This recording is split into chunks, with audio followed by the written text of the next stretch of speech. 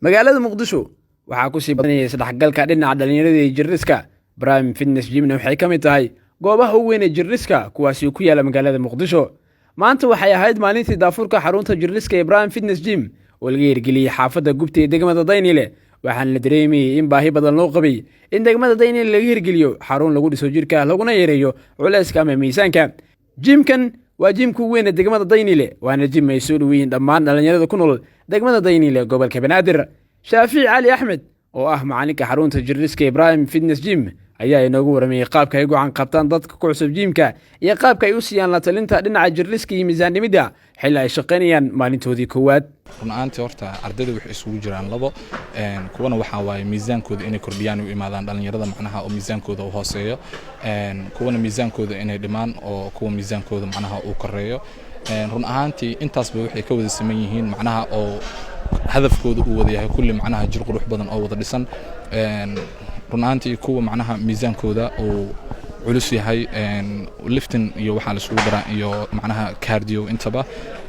kuwa de miisaankooda uu raba inay kordhiyaan fast fall macnaha marka ugu horeyso cuntooyinka macnaha oo kordhi karo oo ka caawi karo macnaha miisaankooda inuu kordhiyo ayaa macnaha kala talina marka ugu horeyso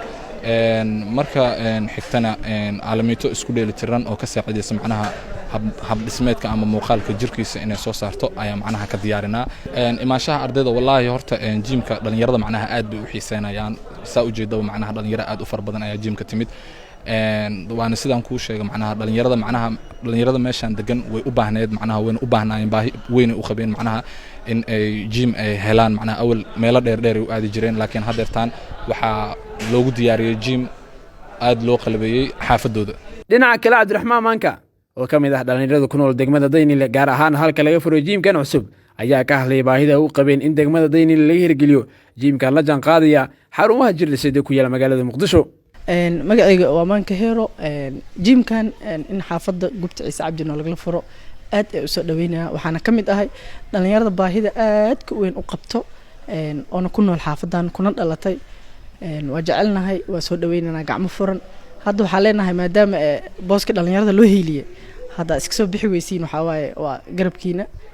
waana soo dhaweynana insha Allah. ugu dambeyn maamulaha xarunta Prime Fitness Gym Salafi Cabdullaahi Ibraahim ayaa faahfaahin ka bixiyay furitaanka xaruntan jirriska iyo waqtiyada ay shaqayn doonaan xilli uu sheegay in xarunta ay ku qaabili doonaan rag iyo dumarka u baahan inay la dagaalamaan miisaankooda iyo kuwa raba inay dhisaan jirkooda. bahweynta asal 24 aad iyo aad u nii salaama aad u mahadsantihiin waxaa ka mid ahay maamulka Prime Fitness Gym aan ka mid ahay xarun weyn waxaan ka furnay waaxda degmada Daynile waaxda Ciise Cabdi iyo Barwaaqo inta u dhaxayso wadadaas ka furnay waxaan u shaqeynaa rag iyo dumar iyada aan shaqeyno waxa ka bilaabmataa salaad subax 12 saac bar markii salaada laga soo baxo ilaa habeenkii 4 saac bar waqtiyada ragga u shaqeyno waxa waaye subaxii waqtiga hore ilaa 2 saac 3 saac oo subaxnimo barqankii ilaa galabkii 9 saac dumarka u shaqeynaa 10 saac oo galabnimo ilaa habeenkii 4 saac barna waxa u shaqeynaa ragga. sidaan kaga muuqato halkan dabcan waxa yaala dhar iyo sidoo kale kabo loogu talagalay inay xirtaan haweenkii sidoo kale ragga dhigta dabcan gymka ama xarunta jirriska ee Prime Fitness Center. Prime Fitness Center wuxuu ka mid yahay gymamka ama sidoo kale xarumaha jirriska ugu weyn ee ku yaala magaalada muqdisho waana xarunta ama qaybta jirriska ee ugu weyn ee ku taala degmada Daynile gobolka Banaadir gaar ahaan waaxda Ciise Cabdi. dabcan maanta oo sabti ah ayaana gymkan ama xarunta si rasmi loo daafuray dumarka iyo sidoo kale ragga ayuu u furan yahay dabcan qayb markaas ka qaadan doona inay ku dhisaan jirkooda iyo sidoo kale ay ku qurxiyaan haybada jirkooda. Salmaan Xasan Maxamed, Asal 24.